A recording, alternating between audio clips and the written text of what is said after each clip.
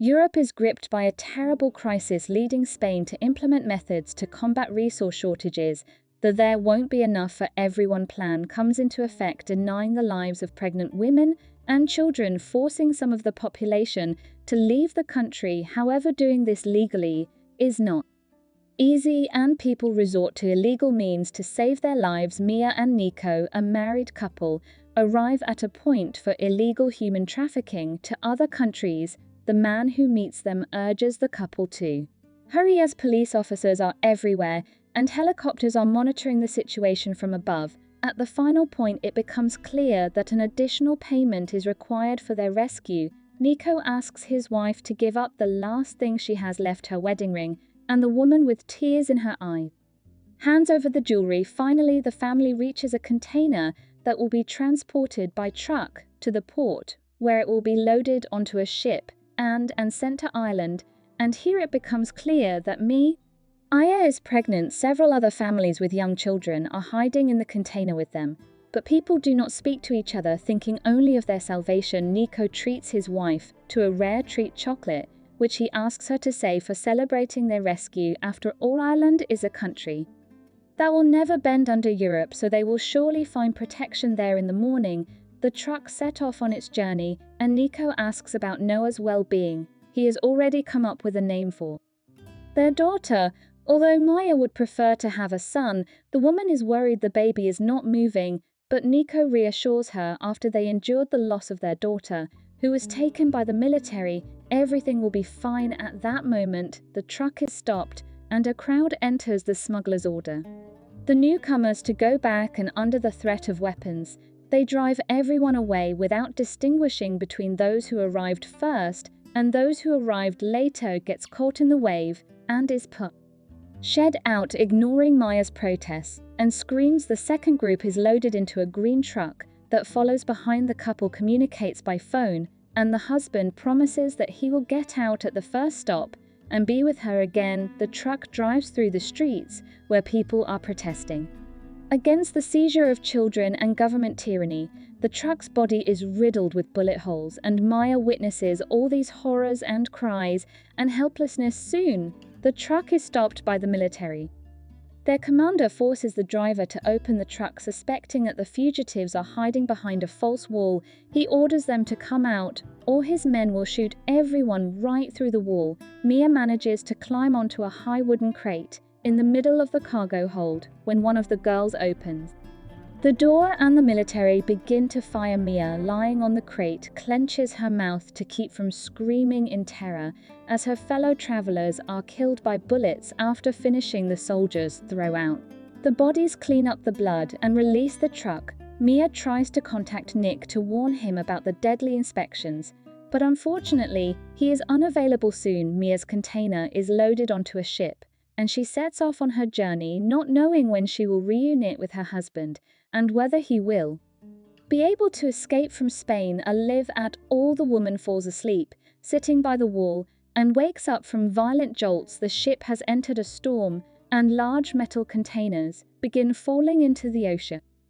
Maya hears the voices of sailors and tries to get their attention by shouting, but they, preoccupied with their own survival, pay no heed to her. Please, after one particularly strong jolt, Mia hits her head and loses consciousness. The woman regains consciousness in complete silence. There is nothing to be heard outside. It seems the storm has ended. She peers through a bullet hole and realizes with horror that her container has fallen into the ocean, and now it is drifting aimlessly on the waves.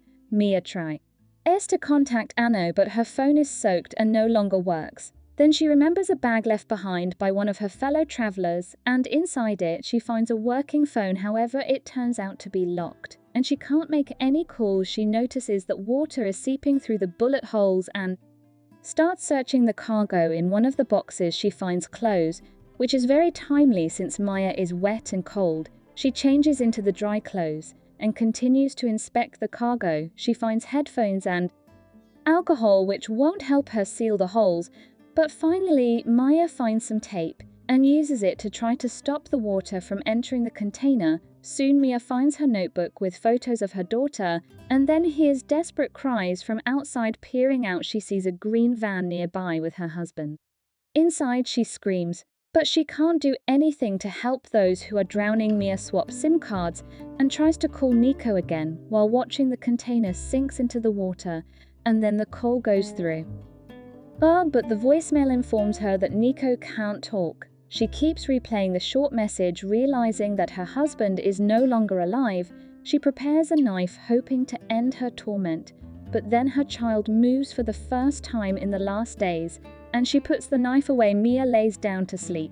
But the container starts making strange sounds, and when she wakes up, she sees that water is all around her, and she is drowning. She screams in terror, and suddenly wakes up for real. There is indeed a lot of water in the container, but the level is not critical. Maya opens another crate and finds plastic packaging boxes in it. Although initially this discovery only infuriates her, she soon realizes that they can be used to create patches for the bullet holes. Using the found pipes, she pumps the water out from inside and seals the holes. Maya constantly tries to contact someone, but there is no network signal. She conducts an inventory of her belongings when suddenly a phone call comes through on the other end of the line. Is her husband's voice informing her that the driver has left them outside the city, and now he will have to catch up with her. Mia shares her horrifying situation, and he reassures her he will come up with a plan. Maya eats the remnants of her food and stares out at the ocean for a long time, hoping for rescue. But in the evening, another storm begins, and with it come labor pains. Maya struggles in the water-flooded container, calling out to her husband, but there is no one to help her. Eventually, she gives birth to a baby girl who isn't breathing. Maya prays for a miracle, and the child lets out her first cry. The woman places the placenta in a plastic container and creates diapers from the clothing she has found. However, the baby refuses to eat and cries incessantly. Then Mia remembers seeing a drill among the belongings and attempts to drill a hole in the ceiling, but girl keeps crying and the stress gets to Mia. She shouts at the baby, but quickly apologizes for it in the evening. A baby finally latches onto her breast, and after feeding falls asleep, giving Maya a moment of respite for eating. The next morning, Maya continues her work on drilling a hole in the ceiling, and when she is almost finished, the drill's battery dies. Disheartened, she tries to turn on her phone again, but it refuses to work. Maya attempts to make the hole in the ceiling again and again, but it's all in vain. Inside the container, it is unbearably hot, and there is no air to breathe, so Maya cools herself with sea air, periodically climbing to the holes in the ceiling to inhale the sea air. Her situation is further complicated by the fact that in her attempt to break through to the air, Mia injures her hands. One night, Mia hears strange sounds coming from outside, and her container starts swaying dangerously. Realizes that her makeshift vessel has attracted the interest of whales, and they are trying to play with this unfamiliar object. The baby starts crying, and Maya, holding her child, knocks on the walls in hopes of scaring away the sea creatures. When that happens, she sighs in relief. The 6th day of her captivity arrives. Mia has almost completely drilled the distance between the holes in the ceiling when her knife breaks. Water is running out as well, and Mia tries to collect condensation drops on the container's ceiling, but there are very few of them. Eventually, Maya loses her strength in a delirium. Her older daughter Uma comes to her, pleading for her to leave this place. The girl accuses her mother of letting her be taken away, as she just wanted to play outside. Uma leaves, while her mother begs for forgiveness, and right after, Maya feels her husband's touch, covering her and telling her that it wasn't her fault. The woman regains consciousness as fresh rainwater pours through the holes onto her. Maya arranges some boxes to collect the water. Suddenly, she discovers the last can of canned food. After replenishing her strength, she promises her daughter that she will get them out of here and resumes him. Her efforts to escape. Finally, she manages to bend a piece of metal and sees the sky. Maya hysterically laughs and then climbs to the surface to survey the sea. She then takes her daughter outside to show her the sun. After changing her daughter's clothes, Mia throws the diaper into the water and unexpectedly spots a fish there.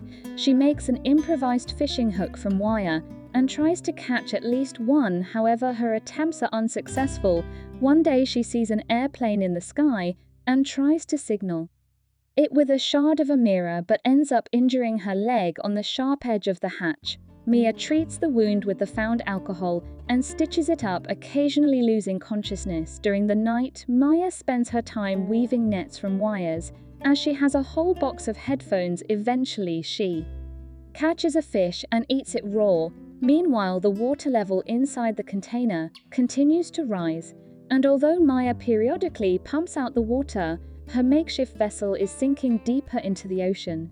Either day of her voyage arrives. Maya shows her daughter photos depicting herself at work at school and her father Nico, the owner of a small shop that had to close due to food shortages. But people always came to him because he always found a way, and now he will definitely find them. There's also a photo of Noah's grandmother, whose name Maya wants to give to the little girl because it means a long life, and it's also the feminine form of Noah, who sailed for a long time and managed to reach land. Then there is a photo of her sister Uma, who wanted to become a pilot.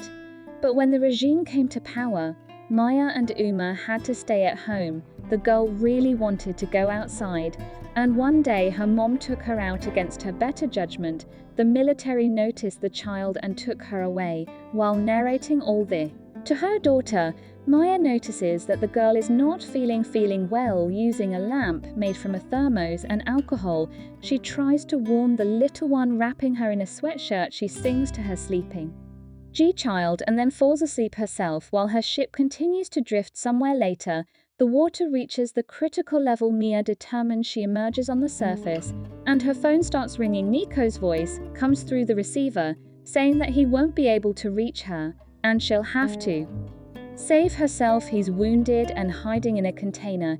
He has fought hard to survive, but his loss of blood is significant, and he realizes that his time is running out. He wants to say goodbye to his beloved wife and their newborn daughter. Maya promises that she will fight and hands the phone to her daughter so her father can talk to her. Maya confesses her love for her husband as the phone battery dies and his voice fades away. The woman lies on top, gazes at the stars, and suddenly remembers that she still has the Snickers bar her husband gave her in her pocket. At sea, the container is slowly but surely filling with water, and there comes a moment when Maya has to climb to the top and stay there with her daughter. She constructs a raft from boxes and debris. When a seagull lands on the container, bringing hope of rescue, Maya retrieves everything she can from the sinking container, while the makeshift raft with her daughter on it is washed into the ocean, and Mia's leg gets tangled in the ropes. The container sinks as Maya struggles to free herself. She manages to do so at the very last moment, but resurfacing, she doesn't see the raft and cries out in despair. Finally, she hears her daughter's cry and swims toward it. Whales swim around, but they do not harm the human.